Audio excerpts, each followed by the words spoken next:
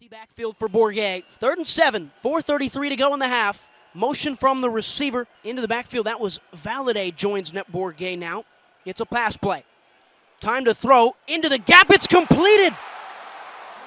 First down, Arizona State. Elijah Badger coming alive. Trenton Bourget, a fantastic start. First down, Arizona State will have the ball inside the red zone at the Husky 14-yard line. Deep out route, great execution. Once he saw Badger cut outside, delivers a throw. Huge first down. Sun Devils are charging.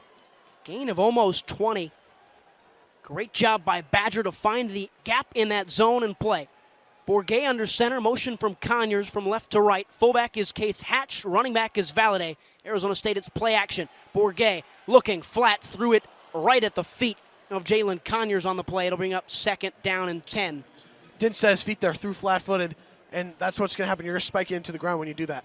Couple more substitutions for Arizona State. Case Hatch checking out. 3:53 to go in the second quarter. This first half has been more defensive than Washington would like. It's being played right at the pace that Arizona State would have it, even with their backup quarterback into the game, Trenton Bourget. Emory Jones in the locker room. Bourget in shotgun. Valade off on his right hip. Motion from Gio Sanders. Moves into the slot. The snap. Bourget, it's a pass play. Out into the flat. Wide open. Valade. Touchdown, Arizona State. Second of the game for Valade and a first career touchdown pass for Trenton Bourget. Sun Devils in front 16-10. 3:47 to go. Great block on the outside from Elijah Badger. Saw that Valade was open. Delivers the block. Right walk-in touchdown. Second of the day for ex-Valade. Sun Devils were all over it on that drive. Everything they wanted, it went their way.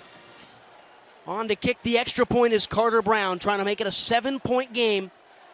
Brown 1 for 1 on the day from extra points. Had that 53-yard field goal. He puts it up and through. 17-10 Arizona State at home. Kind of shocking. You look at it, the defense has stepped up in big situations. They had that penalty that hurt them the first drive, but bend, don't break defense, force a field goal, then great defensive stop. They are relying on single coverage, and the defensive backs are performing and accepting that challenge. Then Trenton Bourget, you're not making him throw it deep downfield. You're allowing him to go to his checkdowns, easy dump-offs, and that's been the difference. 3 drives today for Arizona State. No punts, a field goal, 2 touchdowns. They have been in rhythm offensively. They're growing into this one. Number 21, Washington, can't find a way to handle them. 3:47 to go in the second quarter. Pressure's on Washington now because ASU won the toss. They get the ball to start the second half. There has to be some urgency from the Huskies to score and take this game into half tied. We know Washington's offense can move fast. Michael Penix and company, they can move the ball. 74 plays per game so far this season.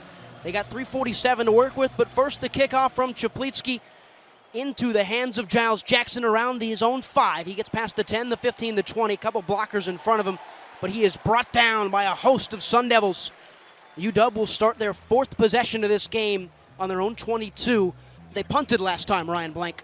What can they do better here with Michael Penix and company all around him? What was working early was play action, short passes, getting your athletes the ball in space. Now they're trying to attack deeper downfield. Go back to what was working and take what's given to you with those short passes on play action. Talapapa joins Penix in the backfield off his right hip. He's in the gun. 7 guys up front for the Huskies. Penix, play action, looking downfield. He'll take his first shot towards Jack Westover, who catches it for a first down. Right away, Washington with a nice big play, gain of 15. Westover did a great job cutting over the middle of the field, gaining a couple yards of separation, and a great throw from Penix. See if he can get into rhythm. He hasn't had his best start in purple so far, Michael Penix, and they try and go fast. Now they slow it down. The 3 receivers on the near side are Westover and Culp, both tight ends, and now Westover moves on to the far side. Talapapa in the backfield off Penix's right hip. Clock at 3:10 in this half. 17-10 ASU. 1st and 10 Washington. Penix, play action, looking, left side, far side, catchable ball, and it wasn't able to be hauled in by Roma Dunze. Great coverage on the far side, Isaiah Johnson. Isaiah Johnson, like you mentioned earlier, redshirt freshman, coming in playing valuable snaps and forcing an incompletion there.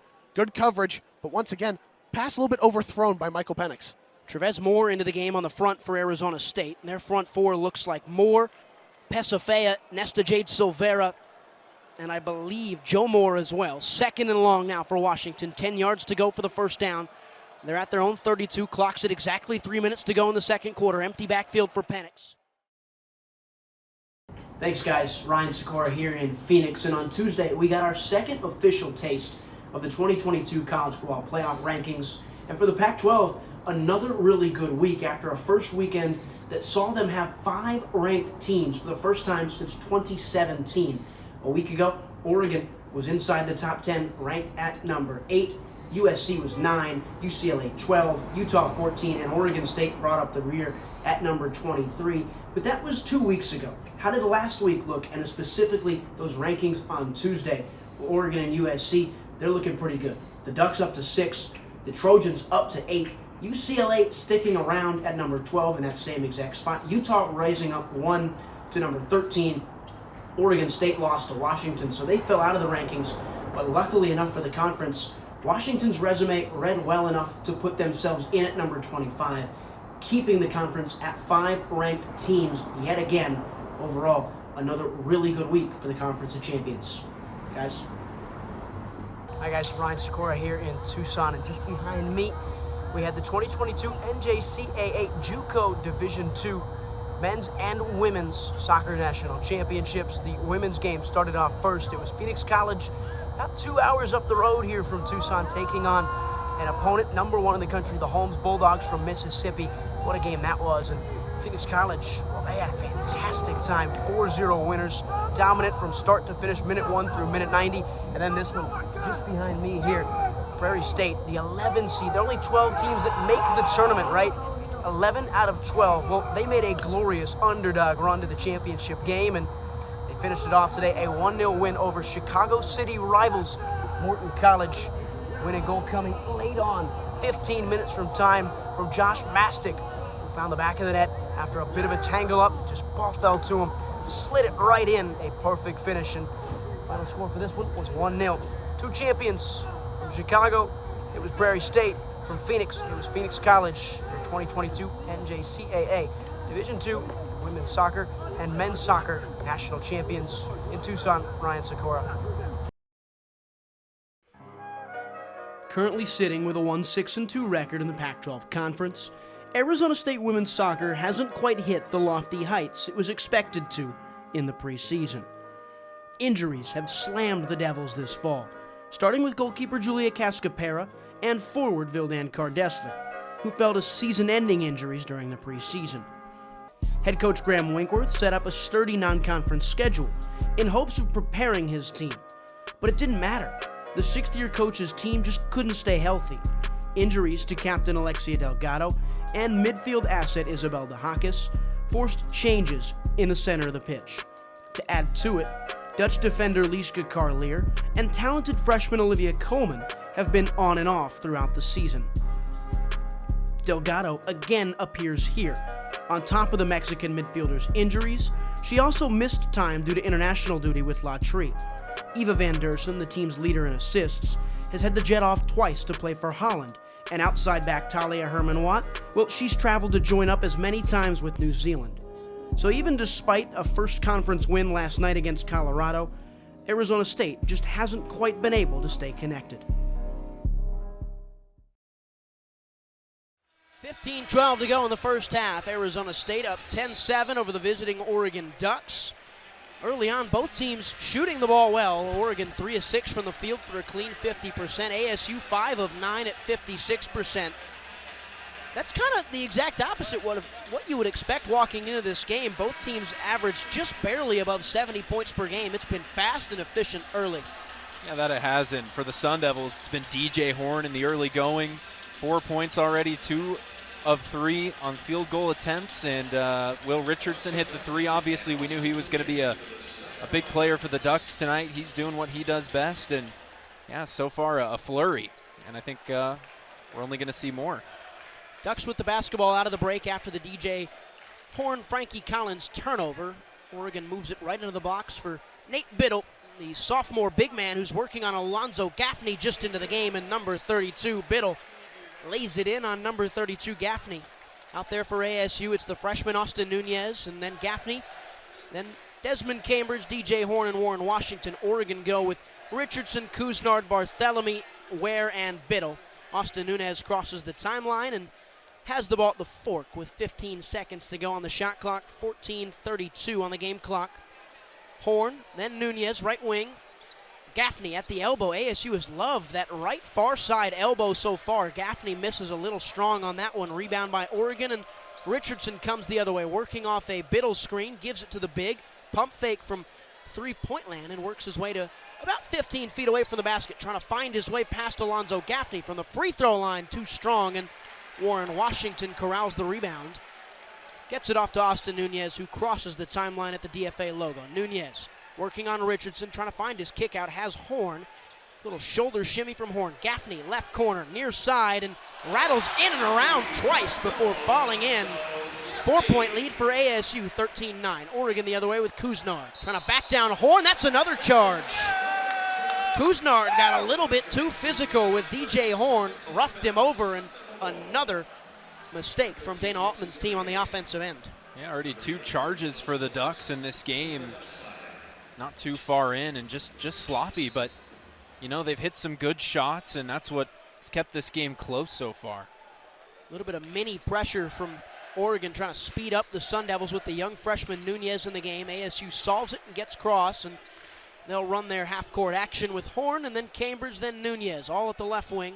Washington comes to set a screen. Austin Nunez still with the basketball. Gaffney trying to go back-to-back on threes, this one from the right corner, and he couldn't hit it. Rebound Kalel Ware, Oregon the other way. 13:15 to go, first half. Richardson works on Nunez. Shimmy, slides, and drives in before kicking out, but he walked on his way there. Rough start for Will Richardson. Only the 3 points so far. A couple of turnovers for his offense, and ASU get the ball back. Short possession for the Ducks. Yeah, that it was, and a surprisingly, like you said, a slow start from Richardson, one of the stars on this Ducks roster. Need him to pick it up. Nunez and Cambridge, a little two-man game to get across midcourt. And now Horn from the left wing, guarded by Quincy Guerrier just into the game. Washington going to work on the freshman Ware, and he couldn't get his shot to fall. Rebound Kalel Ware, and Quincy Guerrier has the ball. Oregon will work through Guerrier and now get it off to Keyshawn Barthelemy. Richardson working off ball. Ware away from the basket will shoot a three. The big man too strong, in and out. And another missed opportunity for Oregon with a wide open shot. Horn in transition for Arizona State. Now Washington, right wing. DJ Horn still has it after he got the ball back from Warren. Fading away in the right corner, and DJ Horn too strong. Another rebound for Kalel Ware. Oregon will push the other way. A long pass forward is caught and claimed by Rivaldo Suarez, but he gave it right back to ASU. Horn the other direction. Lobbing up and missing short. Washington offensive board. Nunez left corner. Frantic here for both teams. 12 minutes exactly on the dot for this game in the first half, and Richardson trying to strip in and got the steal. He dove on the ground and then is able to keep it in play, get it off to Ware. He gets it back and then moves it along for Suarez, who has the ball. Now Ware, dead straight away, tries another three-pointer. Missed from there last time, misses from here again. Rebound ASU. Nunez pushing tempo, trying to find his way inside on Richardson. Back and forth we go. Gaffney to Desmond Cambridge, kicking inside and throwing the ball away over the timeline. It's going to be claimed by Barthelemy at the rim and blocked off the glass. Alonzo Gaffney trailed him and denied it off the window. 13-9, still your score. We're at 11:26 to go in the first half. How about this start from Alonzo Gaffney? Hits a three and then gets the big block. Just absolutely rejecting the Ducks, and man, just very sloppy play from Oregon. Not what we expected coming into this matchup, and especially with the team that's really trying to finish strong. In the Sun Devils cooled off a little bit in terms of shooting, but still, playing well, and they're playing fast and physical. ASU is definitely played better, and I would say they're in control at this point in time. Strong start for ASU. Strong start for the big fella, Alonzo Gaffney, doing it on both ends here on KASC Blaze Radio.